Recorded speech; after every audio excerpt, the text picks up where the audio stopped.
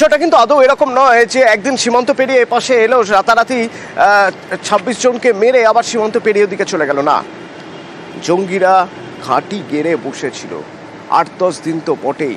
তারা রেকি করেছে বিভিন্ন জায়গায়, লিডার অ্যামিউজমেন্ট পার্ক, তারা রেকি করেছে বেতাব ভ্যালিতে, আরু ভ্যালিতে, বৈসারান ভ্যালিতে। এইগুলোর মধ্যে থেকে যেখানে মনে হয়েছে নিরাপত্তা রক্ষী কম, যেখানে মনে হয়েছে পর্যটকের সংখ্যা বেশি, ঠিক সেই জায়গা তারা বেছে নিয়েছে হামলার জন্য, বৈসারান ভ্যালি।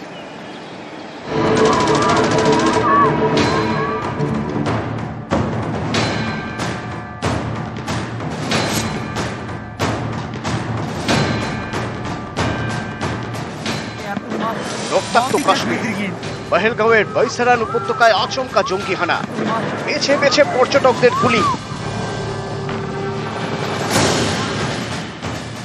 ২৬ জন নিহত। এই জঙ্গি হানার তদন্তে চাঞ্চল্যকর তথ্য উঠে এসেছে এনআইএ এর গোয়েন্দাদের হাতে।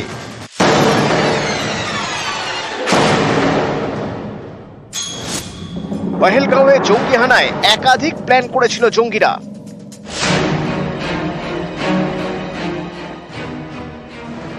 শেষমেশ প্রত্যন্ত এলাকার পর্যটন কেন্দ্র বৈসারান উপত্যকায় হামলা চালায়। ২২ এপ্রিল চলে হত্যালীলা। গোয়েন্দারা জানতে পেরেছেন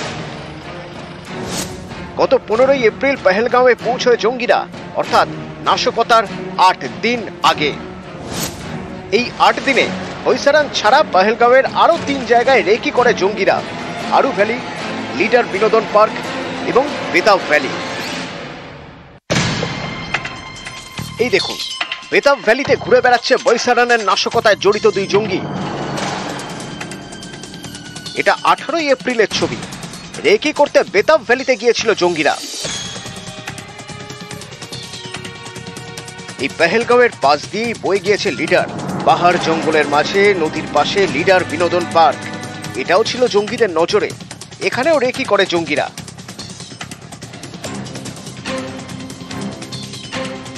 এছাড়া পহেলগাঁওয়ের আরু ভ্যালিতেও যায় জঙ্গিরা, সব দিক খতিয়ে দেখে। আরু ভ্যালি, লিডার বিনোদন পার্ক থেকে বেতাব ভ্যালি, ৮ দিনে এই ৩ জায়গায় রেকি করে জঙ্গিরা। শেষমেশ ২২ এপ্রিল বৈসারানে হামলা চালায়।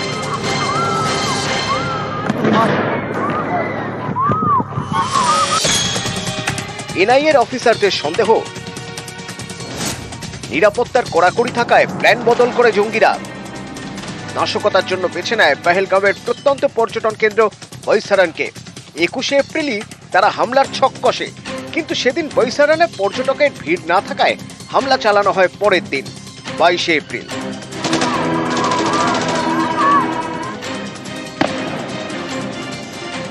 এপ্রিল বৈসারানে গিয়েছিলেন কাশ্মীরের এক বাসিন্দা। সেদিন তিনি সন্দেহভাজন জঙ্গিদের সেখানে দেখেন।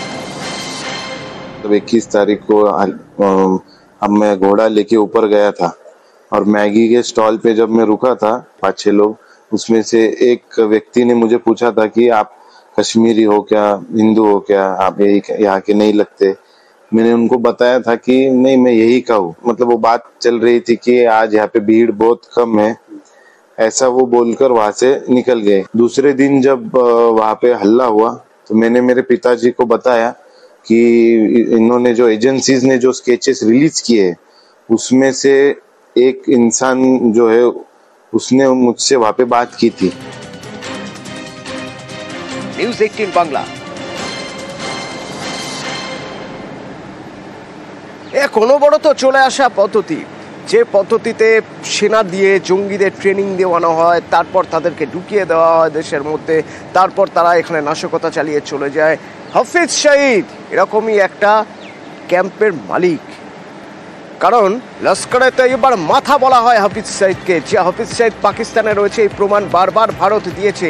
তো সেই হাফিজ সঈদকে যদি এবার পাওয়া যায় ভারত, তাহলে কি ছেড়ে দেবে? ভারত তো প্রত্যাঘাত করার জন্য তৈরি হয়ে আছে, সেই জন্যই ভয় পাচ্ছে পাকিস্তান। লুকিয়ে রেখেছে হাফিজ সঈদকে।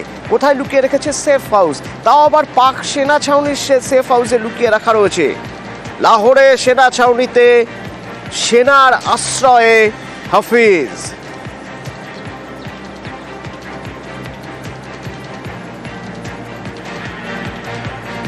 হাফিজ সাইদ সবসময় চেষ্টা করেছে ভারতবর্ষের বিরুদ্ধে যত করে নোংরামি করা যেতে পারে। এই সময় হয়তো ওরা মনে করেছে ওর জীবন নিরাপদ নয়, এই মুহূর্তে আইএসআই থেকে সেট হাউসে নিয়ে যাবেই। হাফিজ সাইদকে নিয়ে যাওয়া মানে এটা বুঝতেই বোঝাই যাচ্ছে যে কত গুরুত্বপূর্ণ সে পাকিস্তানের এই ধরনের নারকীয় ঘটনার পেছনে থাকার জন্য। ভারত বিরোধী এবং ভারতের বিরুদ্ধে যতগুলো অ্যাকশন হয়েছে নারকীয়, এর পেছনে কিন্তু হাফিজ সাইদের সবচেয়ে বেশি হাত হয়েছে।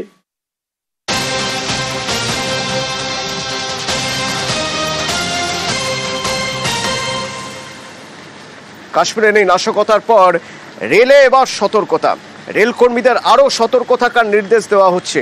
কিভাবে সতর্ক থাকতে হবে তাদের, কি নির্দেশ দেওয়া হচ্ছে জানবো। আবির রয়েছেন আমার সঙ্গে ফোনে। আবির, বিশেষ করে যে অংশ রেল লাইন আন্তর্জাতিক সীমান্তগুলির কাছ দিয়ে গেছে সেখানে বাড়তি সতর্ক থাকার নির্দেশ দেওয়া হয়েছে। Loco pilot, train manager, trackman, station master, ticket checking staff সহ যারা মূলত ফ্রন্ট লাইন স্টাফ তাদেরকে বাড়তি সতর্ক থাকতে বলা হয়েছে। অস্বাভাবিক কিছু দেখলেই দ্রুত ওপর মহলে জানাতে বলা হয়েছে। এছাড়া আরপিএফ, আরপিএসএফ, জিআরপি, বিএসএফ এবং অন্যান্য সামরিক বাহিনীর সাথে নিয়মিত যোগাযোগ রেখে যাতে টহলদারি করতে পারা যায়, ফুড পেট্রোলিং যাতে করানো হয়, সেই বিষয় নিয়েও নজর দিতে বলা হয়েছে এবং প্রত্যেকদিন এই সংক্রান্ত রিপোর্ট ডিভিশনাল যে হেডকোয়ার্টার গুলি রয়েছে সেখানে এগুলিকে পাঠাতে হবে। কাশ্মীরের ঘটনার প্রেক্ষিতেই এটি লেখা হয়েছে নোটিফিকেশনে রেলওয়ে বোর্ডের তরফ থেকে। পাশাপাশি যেহেতু বাংলাদেশও রয়েছে, আন্তর্জাতিক সীমানা রয়েছে, সেই জায়গাতেও এই বিষয়গুলিকে নজর দিতে বলা হচ্ছে। আমাদের দেশের একাধিক ডিভিশন রয়েছে যারা আন্তর্জাতিক সীমান্তের খুব কাছ দিয়ে বা কাছাকাছি যেতে পারা যাবে সেরকম জায়গা দিয়ে ট্রেন পথ পরিচালনা করে, মানে সেই ডিভিশনগুলোকে এখন থেকে বলা হয়েছে গোটা এই প্রোটোকল মেনে চালানোর জন্য। ধন্যবাদ।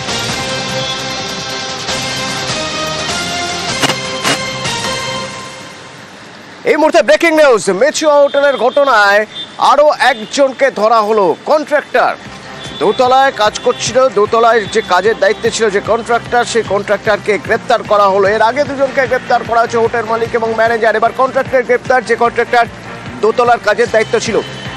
আমার সঙ্গে অমিত রয়েছে ফোনে। অমিত, কি খবর রয়েছে? খুরশিদ আলম নামে যে ইন্সপিরিয়ার কন্ট্রাক্টর ছিল, যে কাজের বরাত পেয়েছে, তাকে গ্রেপ্তার করা হয়েছে ইতিমধ্যেই জোড়াসাঁকো থানার তরফে।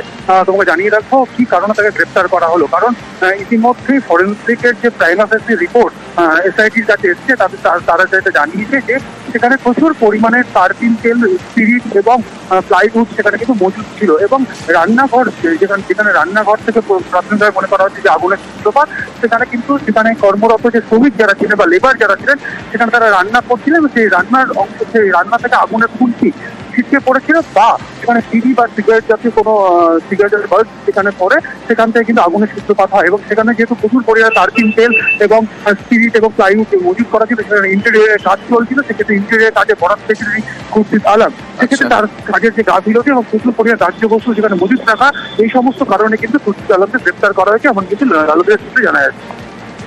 ধন্যবাদ।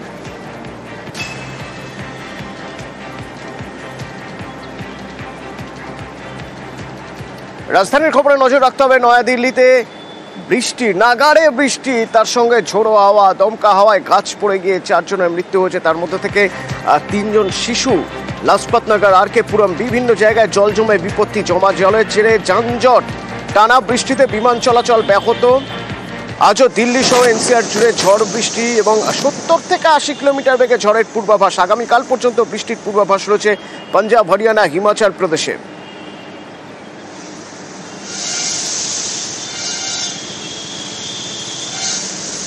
বৃষ্টিতে জল থই থই রাজধানীর রাজপথ, দ্বারকায় ঝড়ের তাণ্ডবে গাছ উপড়ে পড়ে 4 জনের মৃত্যু হয়েছে। 3 শিশু, তাদের মধ্যে এই 4 জনের মধ্যে 3 জন শিশু। লাজপত নগর, আরকে পুরম, বিভিন্ন জায়গায় জল জমে গিয়েছে এবং যার জেরে তীব্র যানজট।